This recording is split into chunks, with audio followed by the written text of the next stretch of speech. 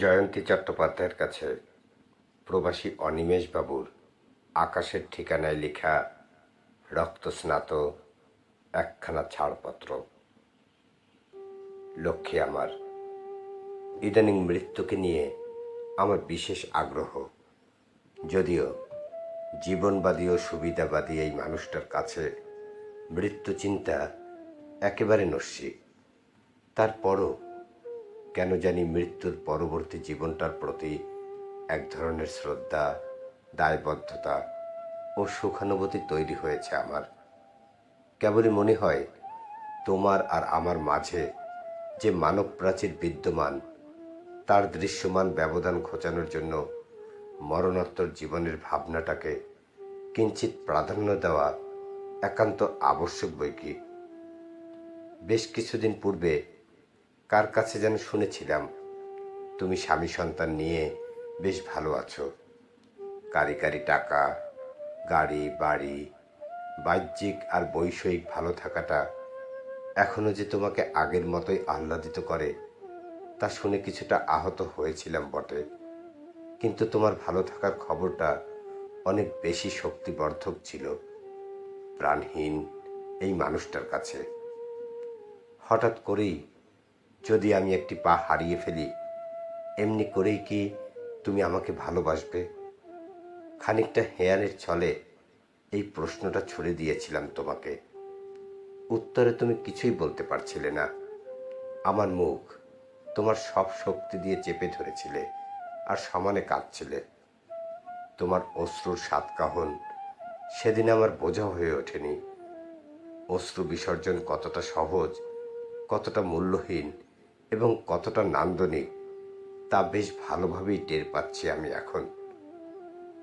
রাগ করে একবার তুমি টানা 4 ঘন্টা ঝড় বৃষ্টির মধ্যে দাঁড়িয়েছিলে আর অশ্রুর সক্ষতায় থরথর করে কাঁপছিলে।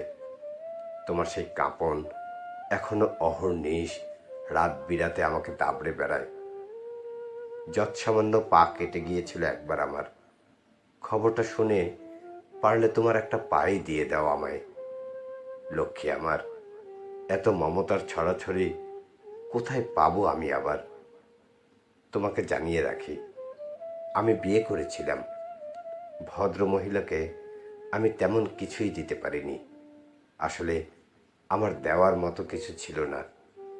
প্রেমে পড়া কি অথবা প্রেমে পড়লে কি হয় তা বোধ করি আজ অবধি ভালোভাবে জানি না আমি। একবার তোমার ভীষণ জ্বর হয়েছিল। আমি বারবার নিজের মাথায় হাত দিতে লাগলাম। না, দেখলাম আমি ঠিক আছি, কিন্তু আমার পা মাটিতে এলোমেলোভাবে পড়ছিল বোধহয়। ছোটবেলা থেকেই আমি বর্বর গোছের স্বার্থপর। কালক্ষেপণ না করেই অথবা তোমার কথা না ভেবেই সদর হাসপাতালে চলে গেলাম। ডাক্তার আমাকে বলল, আপনি হাঁটছেন কিভাবে? আপনার 104 জ্বর। আমি বললাম, না স্যার, আমার শরীর তো ঠান্ডা, শীতল। তখন ডাক্তার আমাকে বললেন, আপনি মানসিকভাবে অসুস্থ। ডাক্তারের এই সার্টিফিকেটের পরে প্রেমের কিছু সংজ্ঞা আমি আবিষ্কার করেছিলাম, যদিও তা এখনো খোলসে বন্দী এবং অস্পষ্ট কোনো ধ্রুবতারা। আমার জন্মের আগেই বাবাকে হারিয়েছি। কিছু বুঝে ওঠার আগেই মাকেও হারালাম। না কোনো আশ্রয়, কোনো সান্ত্বনা, সস্তা কোনো করুণা আমার কপালে জোটেনি। পথ, পথের ধুলো, জীবন এবং জীবিকা, এর মধ্যেই আমার সকল সীমাবদ্ধতা আজ অবধি বন্দী। লেখাপড়ার অদম্য আকতির কারণে ভাতের হোটেলে 4 বছর মেসিয়ারের কাজ করেছি। একটু বড় হবার পর মানুষের বাড়িতে জায়গির থাকতাম। বেঁচে থাকার সুখ কি অথবা প্রাপ্তি কি আমি আসলে বুঝতাম না তখন। এরপর তুমি এলে, বিধাতা পরম মমতায় তোমাকে আমায় দান করল। দক্ষিণা বাতাসে যেই দিন আমি তোমার কোলে মাথা রাখলাম, সেই দিন আমার বোধেও আসলো আমিও অন্য মানুষের মতো একজন মানুষ। বিধাতার সুচারু নিয়মের আবশ্যিক বলয়ে মানুষের প্রেম বিকেন্দ্রীকরণ হয়ে যায়। বাবা মা, ভাই বোন, প্রেমিক প্রেমিকা অথবা সব রকমের আপনজনের জন্য মানুষের এহেন ভালোবাসা, আবেগের প্রচণ্ডতা, সত্তাগত দায়বদ্ধতা অভিন্ন আঙ্গিকে ভিন্ন রূপে প্রদর্শিত হতে থাকে। আপনজন বলতে এই ধরণীতলে আমার কেউ ছিল না। সুতরাং আমার মধ্যে যা আছে তার সর্বস্ব নিংড়ে দিয়ে আমি তোমাকে আঁকড়ে ধরেছিলাম। হয়তো পৃথিবীর অদ্ভুত কিছু জটিল সমীকরণে তা আমি ধরে রাখতে পারিনি, কিন্তু তাতে এই অধমের কিচ্ছু যায় আসে না।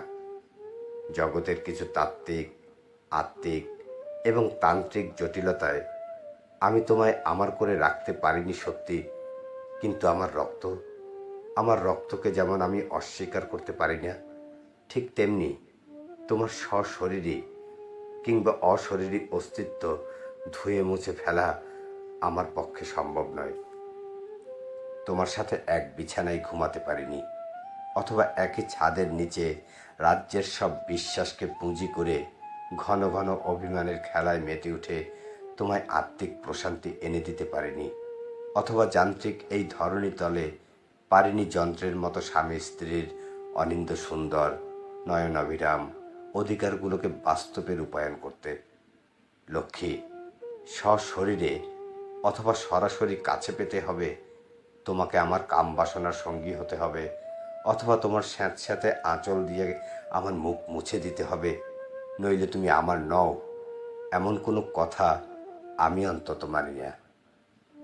আমার থেকে তোমাকে বাদ দেওয়া হলে আমার অবশিষ্ট কিছু থাকে তুমি বলো?